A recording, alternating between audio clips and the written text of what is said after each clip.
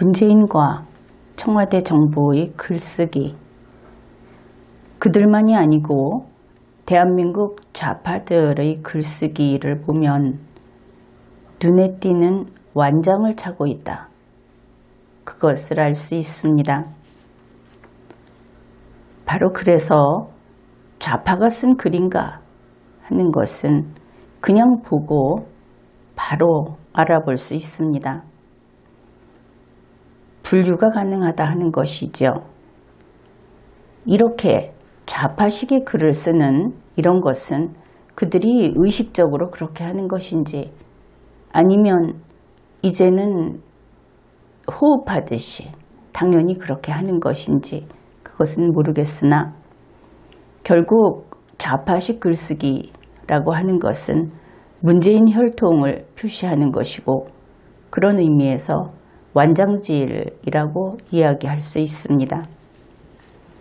얼마 전까지 문재인 씨가 달고 있던 촛불 배지, 촛불과 함께 100이라고 쓰여 있는 배지, 다양하게 촛불이라는 말과 촛불을 형상한 이것도 결국은 완장질이라고 할 수 있습니다.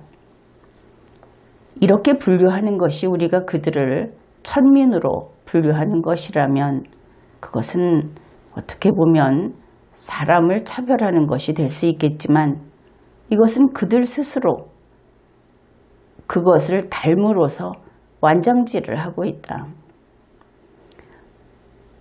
그런 것을 보았을 때 이것은 우리가 그들을 보면서 우리가 피해를 입고 있는 것이지, 우리가 그들을 무시하거나 차별하는 것이 아니다. 이것을 먼저 분명히 해둡니다. 좌파 글쓰기, 그 예를 소개하겠습니다. 글을 한 몇 문장만 읽으면서 그 뜻을 확인해 보면 무엇이 좌파 글쓰기인지 정말 설명 없이 알 수 있을 정도다. 그렇습니다. 내용입니다. 이제 우리도 과로 위험 사회에서 벗어나야 한다. 과로 위험 사회라고 하는 처음 보는 단어가 있죠. 과로가 위험한 것인가, 아니면 위험 사회 중에 과로로 인한 위험 사회가 있는 것인가, 의미가 불분명하고, 이 언어라고 하는 것을 각자 개인의 입맛에, 특히 문재인의 입맛에 맞게 만들어 놓으면 그것이 하나의 개념으로 그렇게 서버리는 것이 좌파의 글쓰기, 그 특징 중에 하나가 되겠습니다. 그 과정에는 불편과 약간의 짐도 생긴다. 이것은 우리가 알고 있는 이번 주 52시간 근로제, 그와 관련해서 버스 파업을 하게 됐을 때 그 버스 파업을 멈추게 하면서 국민이 모든 돈을 다 대기로 한 그 일과 관련된 그런 문장입니다. 그래서 이 과로 위험 사회를 벗어나는데 불편과 약간의 짐이 생긴다. 이 모든 것은 사실과는 굉장히 다른 것이죠. 과로 위험 사회가 아니고, 문재인 씨가 주 52시간 하기로 해서 52시간 밀어붙이다 보니까 회사도 반발하고 근로자도 반발하고, 그러니까 그들이 달라지는, 정책 때문에 달라지는 그 공백을 모두 다 국민의 돈으로 메워주겠다. 이렇게 된 것인데, 그 국민이 부담하게 된, 국민이 돈을 내놓게 된 그 부분을 불편과 약간의 짐이라고 표현을 하고 있습니다. 국민의 돈을 뺐을 때는 이렇게 아주 가뿐하고 하찮게 이야기하고 있다. 그것을 알 수 있죠. 그러면은 국민이 이 모든 것을 본인들이 동의도 하지 않았고 자기들끼리 뒤에서 의논해갖고 제 물건 뺐자, 이렇게 정한 것인데, 그것을 가지고 변화의 고통은 최소화해야 한다, 이렇게 말을 합니다. 변화의 고통, 도대체 어떻게 변화하는데 고통이 오는가? 사람이, 청소년이 성년으로 자라는데 성장의 고통이 있다고 합니다. 심리적으로도 그렇고 어른이 되어가는 과정도 그렇고 이럴 때는 변화의 고통이라고 할 수 있겠죠. 그러면 이번에 주 52시간 그렇게 해서 모든 근로체계를 바꾸는 것이 우리 대한민국 국민이 그냥 운명적으로 받아들여야 하는 것이라는 뜻인가? 그런 식의 어떤 세뇌 작업이 들어있다. 그것도 알 수 있죠. 그런데 이것은 우선 변화가 아니다. 이것은 자연적인 변화가 아니고 인공적인 것이다. 이렇게 만든 것이 문재인 자신이다. 그런데 변화의 고통은 최소화해야 한다. 문재인이 그것을 일으켜놓고 그것은 이런 겁니다. 살인자가 상대방을 칼로 찌르면서 지가 안 찌르면 되는데 찌르면서 이 칼에 찔리는 고통은 최소화해야 한다. 이렇게 말을 하는 것과 똑같다. 도대체 제정신이냐? 이런 말이 나오는 것이 바로 좌파들의 글쓰기 특징입니다. 대중교통인 버스의 안전과 서비스 향상은 버스 근로자와 업체의 노동만으로 완성되기는 어렵다. 이 문장은 거짓으로 가득 차 있습니다. 버스의 안전과 서비스 향상은 언제나 최선을 다해서 성실히 그것을 이루어내고자 노력을 하는 것이지 완성시키는 경우는 없죠. 그런데 처음부터 완성되기 어렵다고 합니다. 그것도 버스의 안전과 서비스 향상은 누가 담당해야 합니까? 그것은 버스 업계에서 담당해야 하겠죠. 그런데 그것을 버스 근로자와 버스 회사의 노력만으로는 하기 어렵다. 그것도 완성하기 어렵다. 그러면 버스 회사 관두던가, 버스 회사 근로자 그만두던가, 자기가 하는 일을 할 수 없다고 한다면 그만두어야 하겠죠. 그런데 이런 식으로 이야기를 합니다. 정부와 지방자치단체, 국민 모두가 함께 이루어가야 한다. 이제 국민 여러분은 버스 근로자도 되고 또 버스 운영자도 되고 거기서 잘 못되는 일은 책임도 져야 하고 그렇다는 이야기를 들으면서 수긍할 수 있습니까? 슬그머니 정부와 지자체 그리고 국민 모두가 이것을 함께 해가야 된다. 이것이 지금은 그렇게 말을 할 수 있지 않느냐 이런 생각을 할지도 모릅니다. 그런데 이것이 앞으로 계속 될 겁니다. 버스 그렇고 또 자동차 부품 만드는 데가 또 그렇고 식료품 만드는 데가 그렇고 계속 나올 겁니다. 모든 산업 분야에서. 그러면 국민이 모두 거기에 함께 이루어 가야 하느냐? 이렇게 되면 이 처음의 말이 얼마나 왜곡되어 있고 거짓인가? 그것을 납득할 수 있을 겁니다. 어떻든 말은 이렇게 이야기를 하면서 정부는 쏙 빠져버렸습니다. 그리고 지자체는 머리 한번 숙이고 모든 짐은 이제 국민에게, 국민의 등에 올라온 것이죠. 그래놓고 하는 말이 이겁니다. 버스 요금의 일부 인상은 피하기 어렵다. 이런 글을 쓰면 불쾌하기까지 한 것이죠. 버스 요금 인상은 피하기 어렵다 이렇게 이야기를 해야 하는데 버스 요금 일부 인상은 일부 아주 조금 올리는 거니까 그거는 어쩔 수 없지 않느냐. 처음부터 국민을 조종하려는 글이다 하는 것을 알 수 있죠. 버스 요금 인상은 원래 일부 인상하는 것이죠. 버스 요금을 전부 인상하면 도대체 얼마나 올리겠다는 겁니까?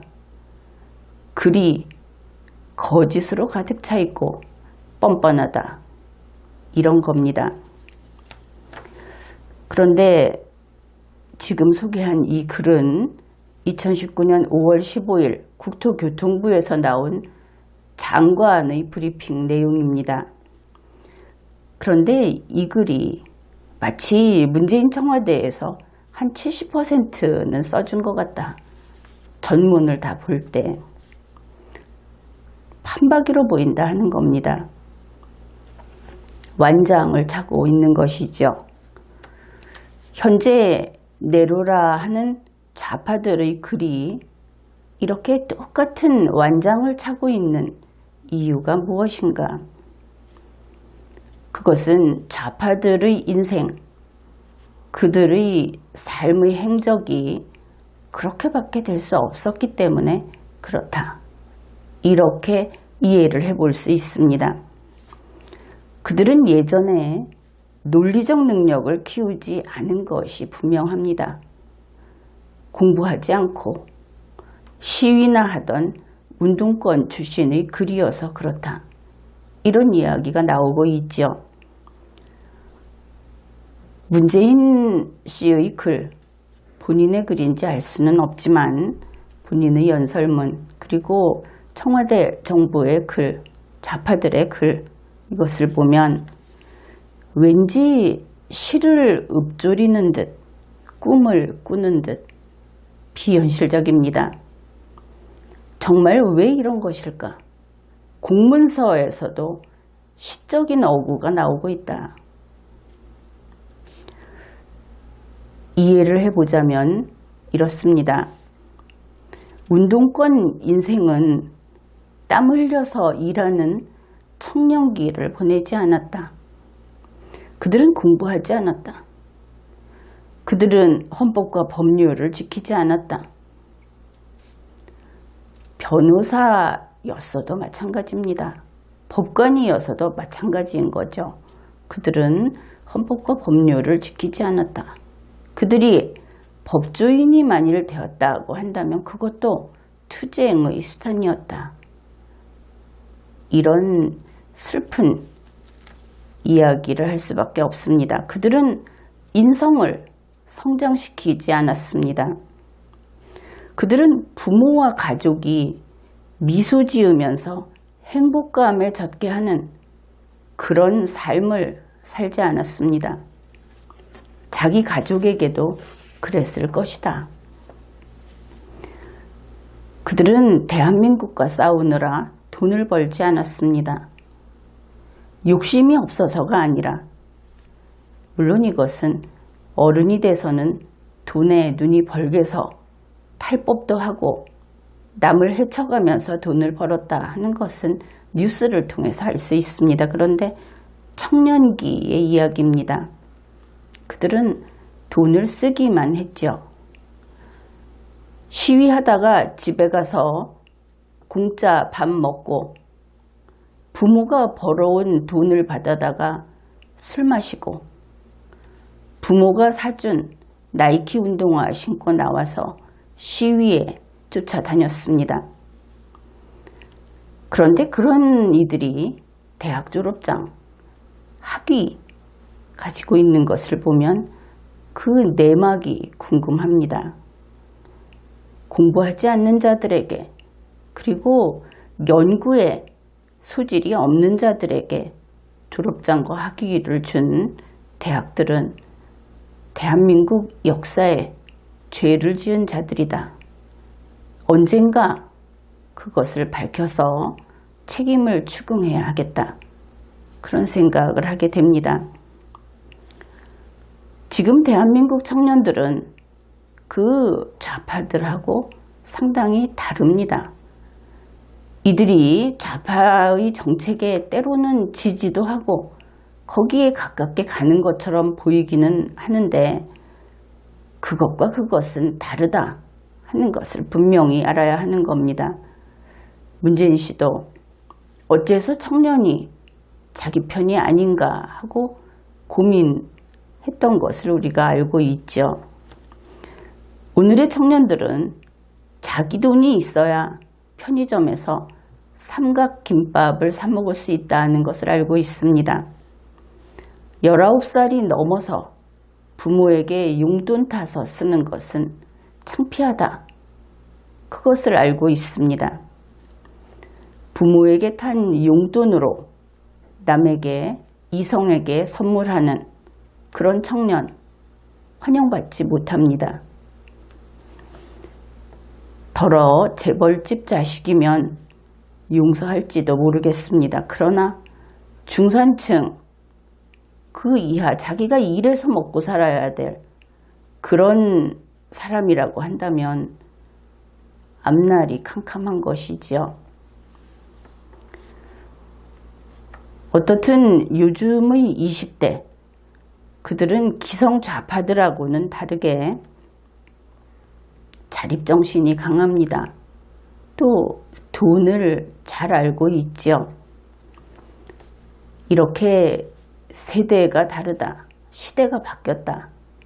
그래서 좌파들이 아무리 시를 읊어도 국민은 그 속에 돈이 들어있지 않으면 금세 알아차립니다. 좌파 정권은 돈 없이 살자는 정권인 것을 알고 있고, 그리고 돈 못 벌고 사는 미래, 국민은 아무도 그것을 원하지 않습니다. 아무튼 그래도 좌파들은 여전히 좌파 완장질을 하고 있습니다. 매일매일 시를 읊고 있는 것이죠. 바보인가? 그런 생각을 해봅니다. 지금까지 리걸마인드 연구소였습니다.